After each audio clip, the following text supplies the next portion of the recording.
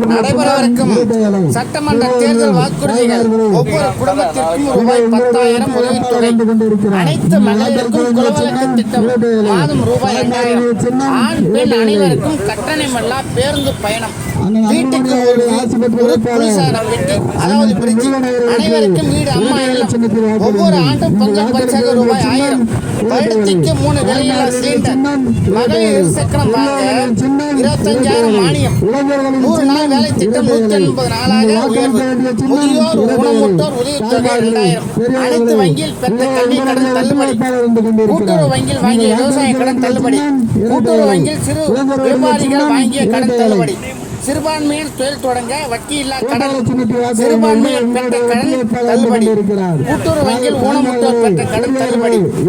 விவசாய வேலை செய்யும் விபத்து ஏற்பட்டால் 10 லட்சம் வரை,